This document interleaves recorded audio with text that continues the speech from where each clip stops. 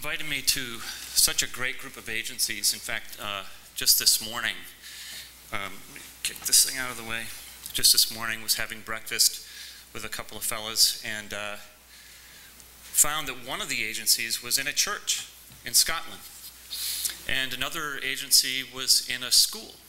And I can't remember the names of either, but it was interesting to me as a platform for what I'm going to talk to you about, because what if you didn't have an agency physically at all? You know, how would that affect the creativity of the people that are a part of it? So I'm sharing this concept with you for a couple of reasons. One, you might want to use it someday. Two, I think you'll be fascinated by what I've learned over the last couple of years about virtual ideation. So let's get into it.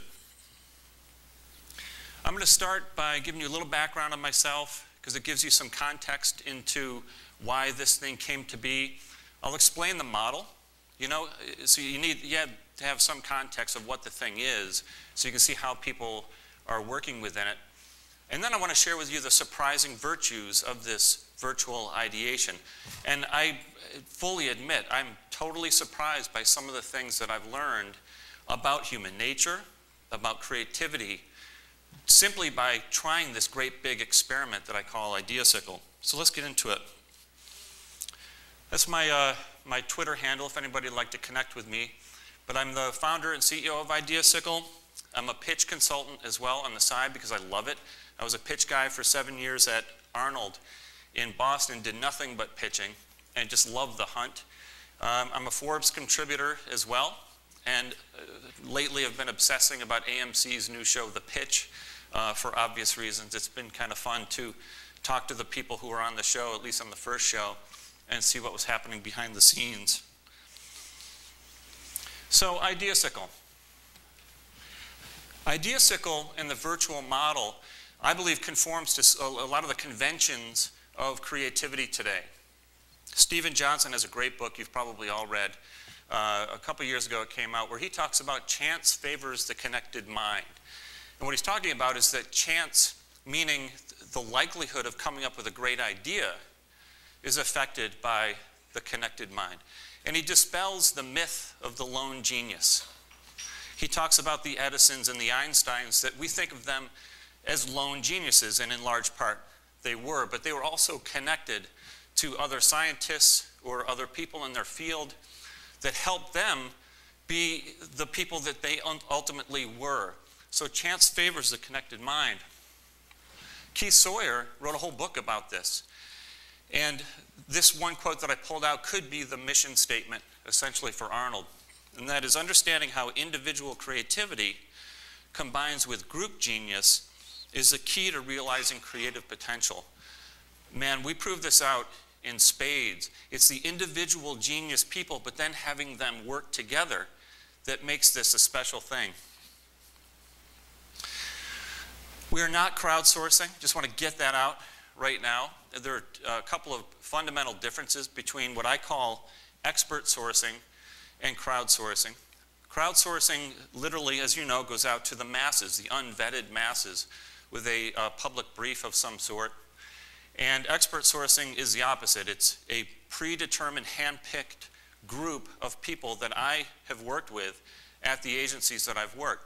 And so these people are tested, they're quick, they're incredibly brilliant, and so it's not the unvetted masses. The other important difference is that in crowdsourcing, all of the people are competing with each other for the winning idea. And with expert sourcing, they're doing, again, the opposite.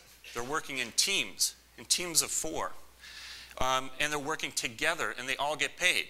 So there's no wasted creative time, which I know is one of the issues that a lot of us have with crowdsourcing. To remain unbiased, we don't execute. And I know we're leaving a ton of money on the table, but I don't care, because I want to stay completely unbiased. I don't ever want to be beholden to the predetermination that I'm going to present an idea that we can execute. Because that is a bias that's inherent in our business today, and I don't want to have that. So we have, the clients have their own resources that they can use when they're executing our ideas, or we have a slew of preferred partners that we can turn them to that we've vetted in advance if it's something that's fairly niche. The ingredients are pretty simple. It's the experts, it's their perspective, it's their talent, and it's their experience. It's the connectivity, and this is the one shared ingredient with crowdsourcing. You need the technology to connect these people who are all over the country of the US or around the world in some cases. And you need the teamwork. Teamwork is critical to this, as you'll see as we proceed. This is just a quick, this isn't even all of them, but you'll get an idea of the kinds of people that I've hand-selected. About half of them are creative directors, art directors, writers, designers. All of them are idea people, but they all come with different perspectives. So I've got clients that I've worked with that I thought were particularly brilliant when it comes to positioning and strategy. So when we get those kinds of assignments, I like to put him on that. We have another client who's actually a retail marketing expert who I have when we have a retail assignment. We have a mom's expert who's been on the Today Show a number of times, and she doubles as a creative director in New York City. We have digital people, PR people, cultural anthropologists, all kinds of people that I can pick from to put together perfect teams in this virtual space. I like to say it's Gladwell approved. I'm sure you've read Outliers and the whole 10,000 hours thing. Well, I did a little math on that to figure out how many years of 40-hour work would that be, and it's 4.8 years. And my experts average about 17 years doing their craft. So they're pretty good. I think Malcolm Gladwell would appreciate it. The way it works is very parallel to a typical agency environment. It starts with a brief. And my rule, and I'm sure yours is too, it needs to be one page, needs to be inspirational, only enough information to be dangerous and no more. What I'll do then to add a little humanity to the process is that I'll create a video of myself delivering the brief. I'll go from top to bottom, explain the nuances behind the brief, every single section of it, the target audience, what kind of an idea we're looking for. But also I can, like an account guy would, and I am an account guy by trade, I can explain what the biases are from a client perspective. So they tried this idea a couple of years ago. Let's not do that again, and because it didn't work. They're very interested in seeing ideas like this. So I can include that kind of stuff in the video where I might not be able to do that in just a single-page brief. Then I invite the experts, and an email goes out to all of them just giving away the category of the current assignment. And a lot of these folks work at agencies currently and are under NDA with those agencies. And so when they learn the category, they can then opt out if they have a conflict with their current agency. They don't even get to know what the assignment is. And then those who are left, and it's usually half to 3/4 of the experts, so 12, 15, I can handpick the perfect team for that particular assignment. And what they'll do is they'll come into this virtual platform, they'll take in my briefing, and they can start posting ideas right then and there. And I've recruited people that are fast. They're not brilliant in 3 weeks. We all know people who are brilliant in 3 weeks. These people are brilliant today, in hours. As soon as they get infected with a great brief, an inspiring brief, they're the kind of people, probably like you, that come up with ideas just like that. And that's what I look for. So here's roughly what it looks like. We use off-the-shelf web collaboration tools. This one is ShareFlow. But just to give you an idea of how it works. So again, they take in the brief. They can then post ideas as comments.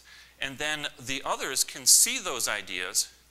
And then they can riff on them. They can build on them and take them to new places. And that's what it's all about in this space. It's not about proprietary, here's my idea. It's about, here's a thought. What if we did this? And then everybody else jumps in with their various perspectives and build and riff and turn them into polished gems, hopefully. And with these tools now, you can post reference material, you can post videos, pictures, whatever you need to help you articulate the kind of idea or inspiration that you have, that you want to share. We like to say that nothing is unthinkable at Ideasicle. And the way we're used, clients essentially come to us for problems that they want to solve, big fat problems that they're having that they just need some creative thinking against. The agencies, though, that we work with, and we work with lots of them, primarily use us for pitching.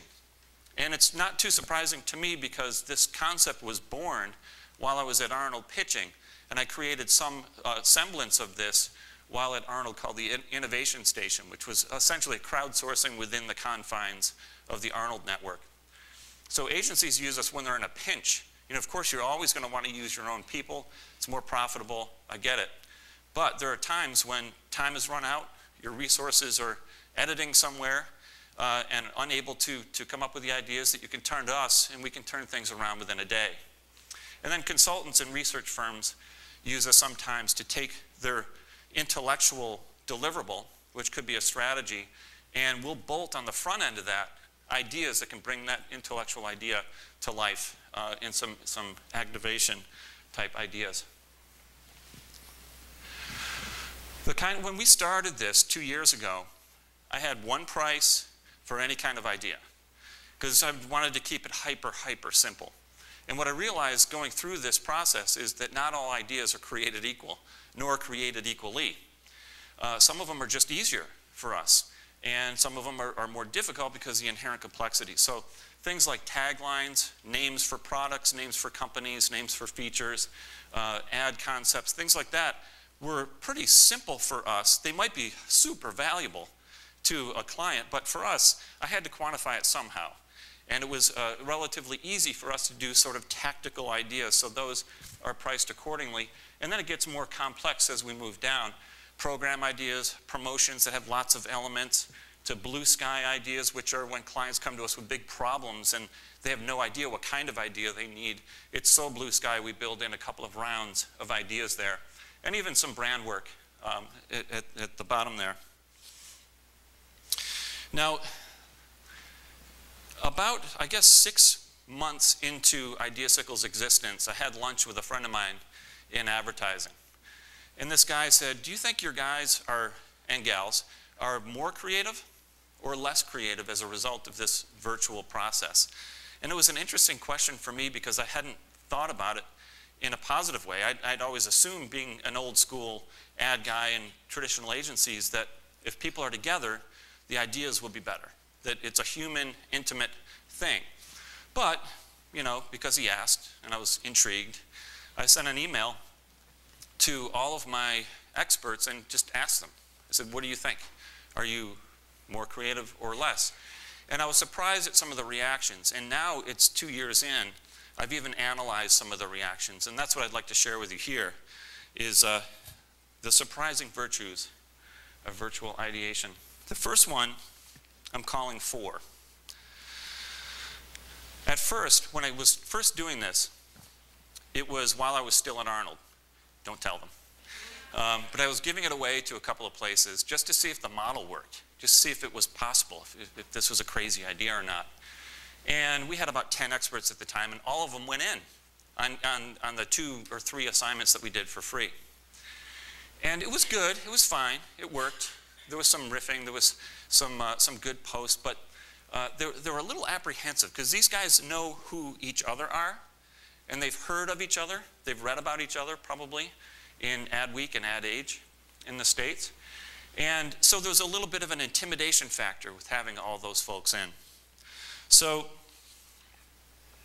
we went to 5, and 5 was, in fact, much better. Until one time we had a project, and we're halfway through it. Most of our projects take about a week. We're pretty quick that way.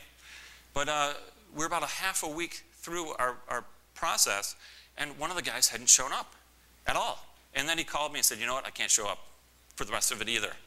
And so we were down to 4. But what was cool is that this group of 4 was having the most productive session ever that we had ever had. And so I made it a rule. I can do that. It's going to be 4. It's only going to be 4. And, you know, if you think about that and then kind of go back out to,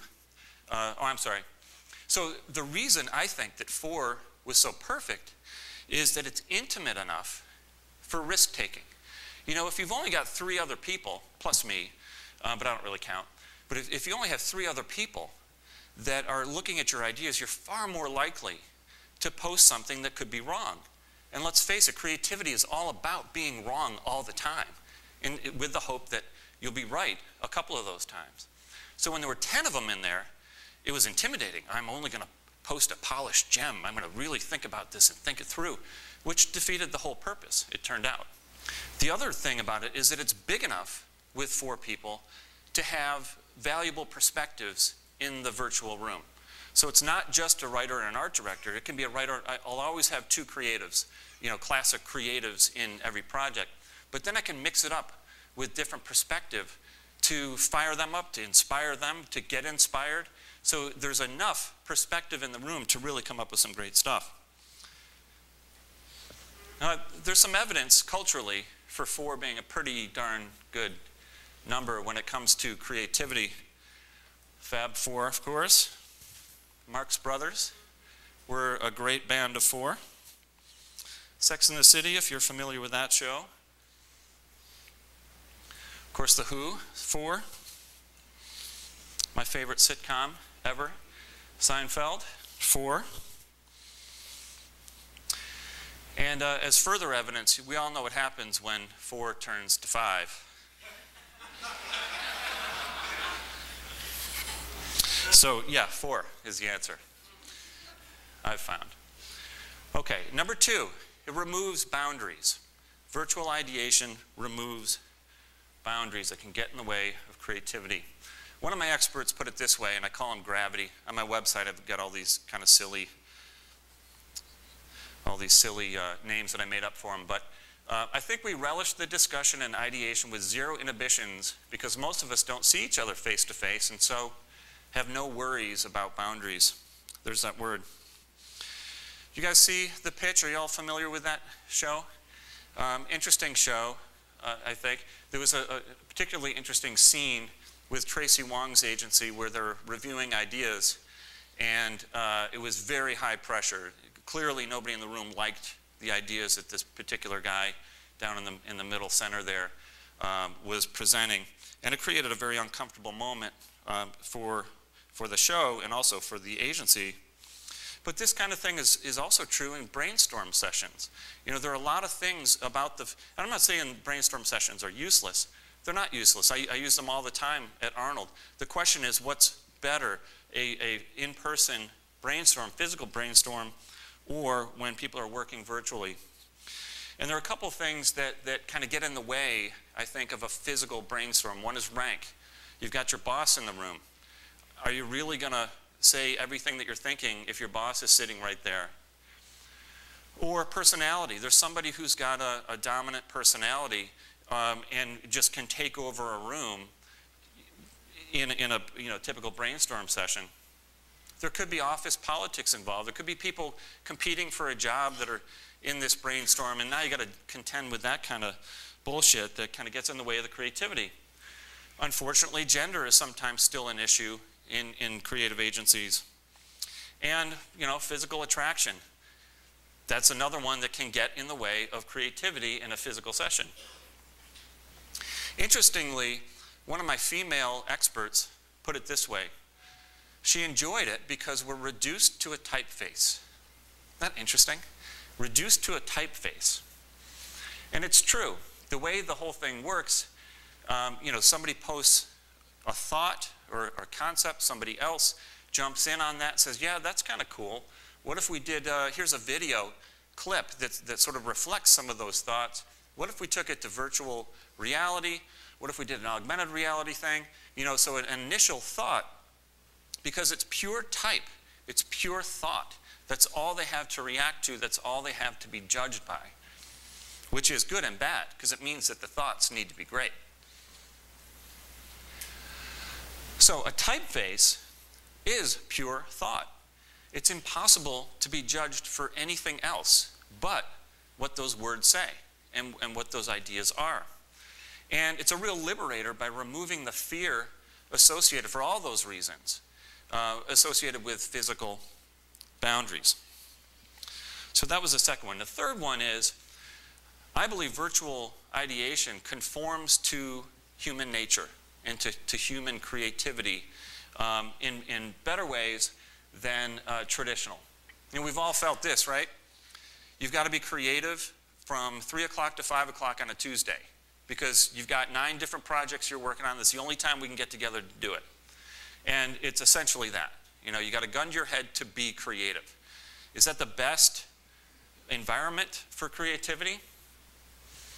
Well, I have a podcast series that I do called the Ideasicle podcast, and I had John Steele, who is currently with WPP. I worked with him years ago at Goodby, and he made a great point, and that is, I've asked people for years where they have their best ideas, and not one has said, at my desk.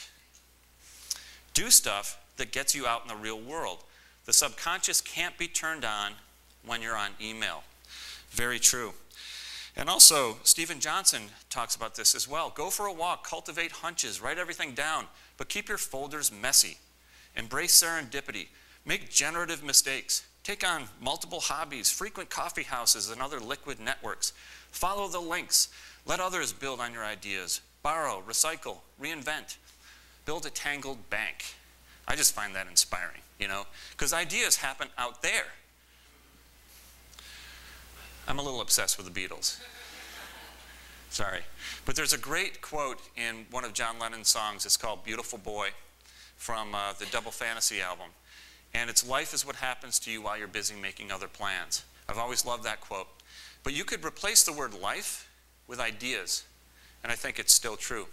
Ideas are what happen to you while you're busy making other plans. It's just reality. It's the way creativity works. You can't put a gun to your head and be creative. Or you can, but are you being as creative as you could be?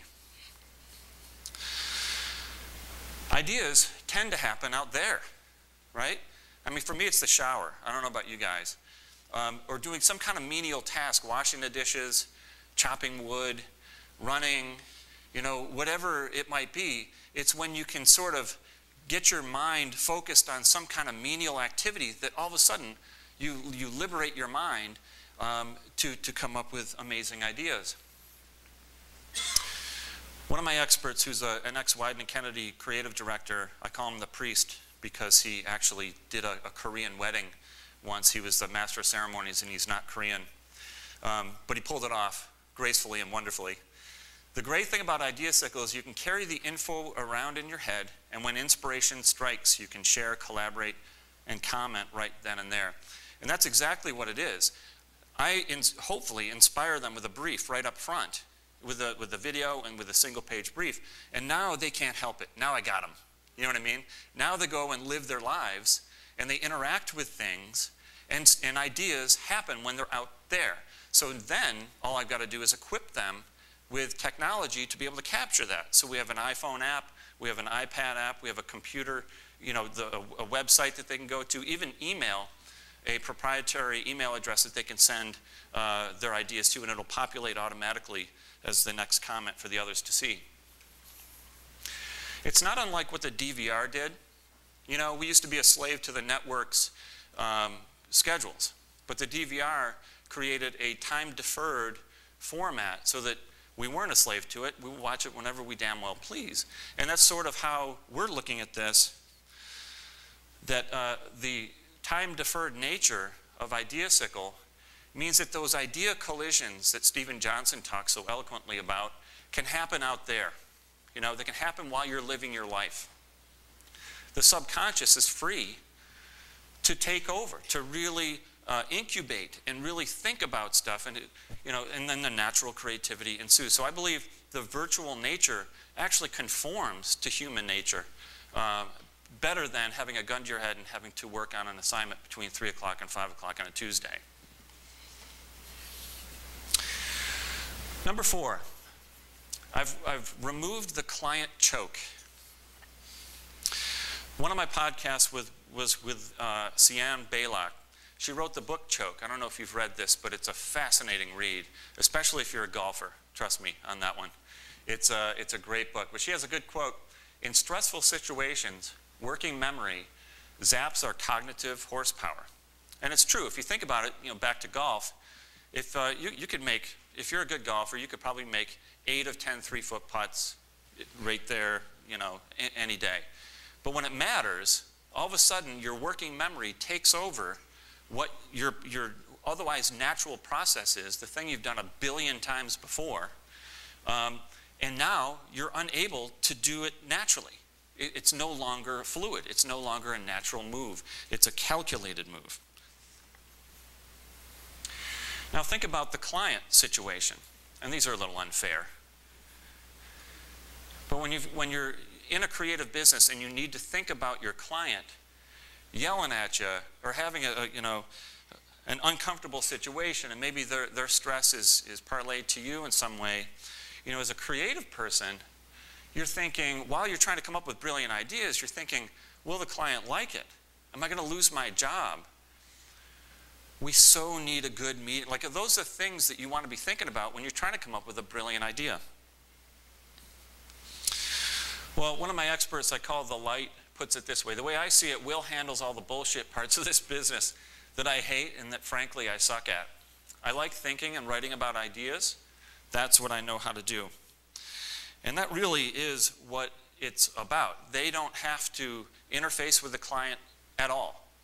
Not at all. I'll work with the client to figure out what's the brief, what are we trying to communicate, what kind of idea do we need, and then they're responsible for being brilliant. And that's it. This means no calculating, no relationships to protect, and it's pure, pure strategy and ideas for them. I choke sometimes, but that's okay. Okay, number 5, it sharpens as it cuts. Back to Stephen. This is not the wisdom of the crowd, but the wisdom of someone in the crowd. It's not that the network itself is smart. It's that the individuals get smarter because they're connected to the network. That is spot on. Does anybody know what this building is? If anybody does, you get a free t-shirt. Very good. You get a free Ideasicle t-shirt. Not going to fit you?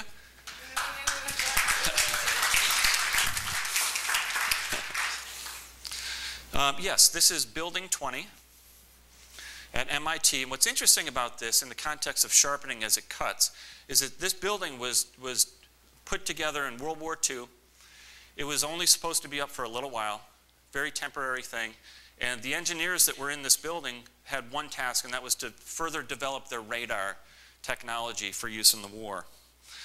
But what was super interesting about this, to me, is that it became a hotbed for innovation over time. And they didn't tear it down. They were supposed to tear it down after a year or two. They didn't tear it down until, I think, the year 2000 or something like that. And the reason they speculate that there was so much innovation out of this particular building is that it was a mess. It was completely disorganized. You see the different wings there. Well, A was connected to E. B was connected to F. It was so easy to get lost in this building. And on top of that, you had the radar guys. You had acoustics engineers in there. You had Noam Chomsky, a famous linguist, in there, and countless other labs and science projects. And all these people were running into each other from various disciplines, completely different perspectives, were running into each other because they were getting lost in this building. And as a result, innovation happened. Innovation came out of all these people kind of riffing off of each other by accident.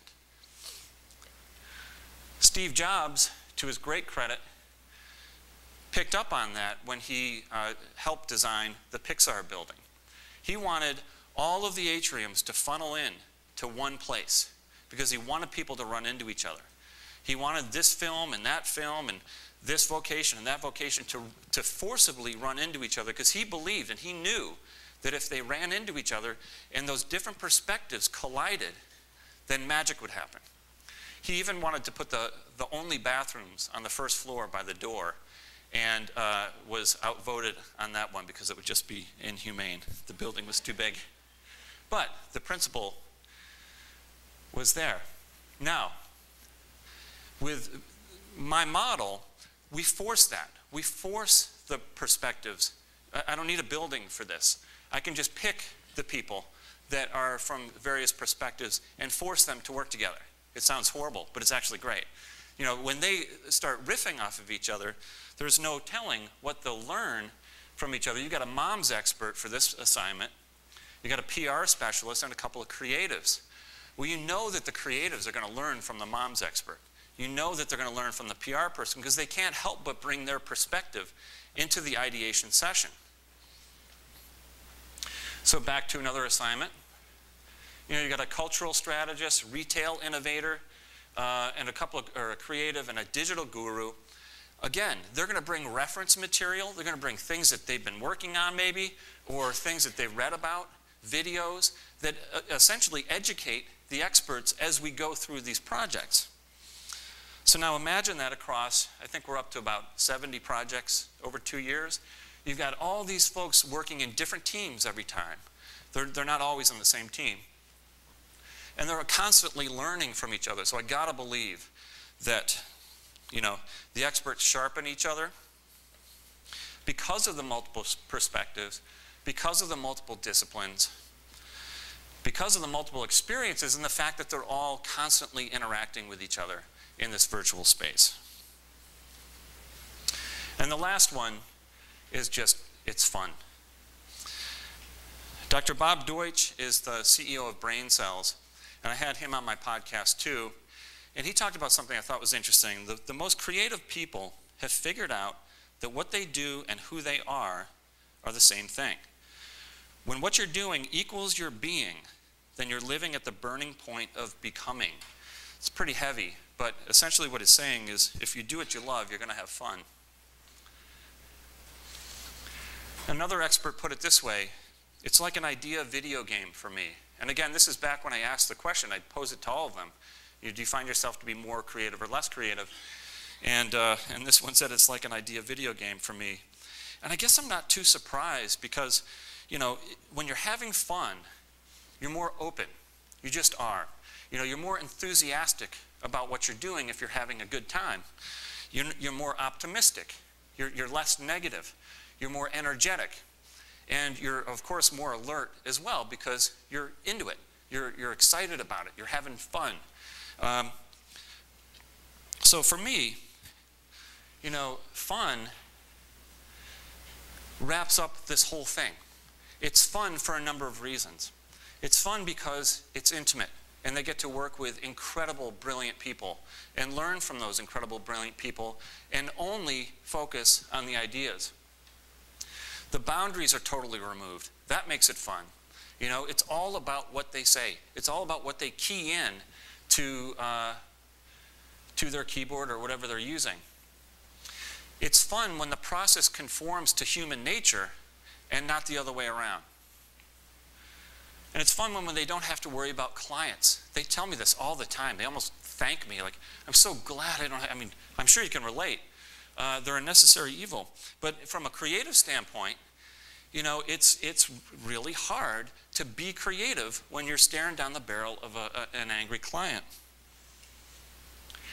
And it's fun when they can learn and they can continually sharpen themselves as they cut. But I mean, all of this is obviously a different model. It does depend on technology. It's a very different thing. But our business was, is, and always will be about people. And that's what Ideasicle is also about, people. I want to share with you a quick story to wrap up that I'm not sure if you've ever heard of this, but the Picasso principle. I'm not even sure if this story is true, but I don't care because it's a great story and it kind of illustrates the point. Apparently Picasso was in Paris. He was at a cocktail party later in his career, and a woman comes up to him and says, "Oh, great master, could you do a sketch for me?" And he says, "Sure." And he pulls up his sketch pad and says, "What would you like it to be of?" And the woman says, "Oh, I don't know. How about a bird and a tree?" And he says, "Great, great." And so he does what Picasso does for about 3 minutes, rips off the page, hands it to the woman, and says, "That'll be $20,000. And the woman says, $20,000? That took you 3 minutes.